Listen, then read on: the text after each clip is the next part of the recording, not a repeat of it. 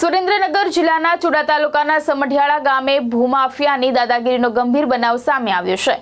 Pistol બતાવી જાનથી મારી નાખવાની ધમકી આપ્યાનો આક્ષેપ થતા ચુડા પોલીસે ગુનો નોંધી તપાસ શરૂ કરી છે।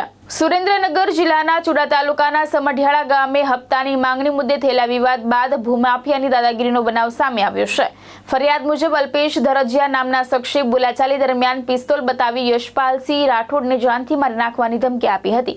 ઘટના બાદ આરોપી સ્થળ ઉપરથી ફરાર થઈ ગયો હોવાનું પણ ફરિયાદમાં જણાવાયું છે। આ બનાવ અંગે ભોગ બનનાર યશપાલસિંહ રાઠોડે ચુડા પોલીસ મથકે સત્તાવાર ફરિયાદ નોંધાવી છે। પોલીસે ફરિયાદના આધારે ગુનો નોંધી વધુ તપાસ હાથ ધરી છે। સમગ્ર ઘટનાને લઈને વિસ્તારમાં ચર્ચાનો માહોલ છે અને પોલીસ આરોપીઓને ઝડપી પાડવા તજવીજ કરી રહી છે। મારું નામ છે રાઠોડ યશપાલસિંહ નવલસિંહ, ગામ સમઢિયાળા, તાલુકો ચુડા, જિલ્લો સુરેન્દ્રનગર। હવે મારી લીજ છે બ્લેક પથ્થરની। હું કાયદેસરની લીજ ચલાવું છું। એમાં રાત્રે 8 તારીખના રાત્રે 12:30ના સમયે મહેતાજીનો મારામાં ફોન આવેલો। હું ઘરે હતો કે આ રીતના એક અજાણ વ્યક્તિ રસ્તો બંધ કરાવવામાં આવે છે, ગાડી ઊભી રખાવી મારી। ત્યાં હું સ્થળ ઉપર પહોંચ્યો એટલે સીધી મારી ઉપર પિસ્તોલ કાઢી મને જાનથી મારી નાખવાની કોશિશ કરી। એટલે મેં હાથમાંથી લઈને ઝપાઝપી કરીને 112ને ડાયલ કરીને ચુડા પોલીસ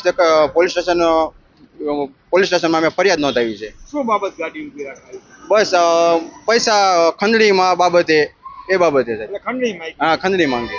મહેશ ઉતરિયા, દ્રષ્ટિકોણ ન્યૂઝ, સુરેન્દ્રનગર।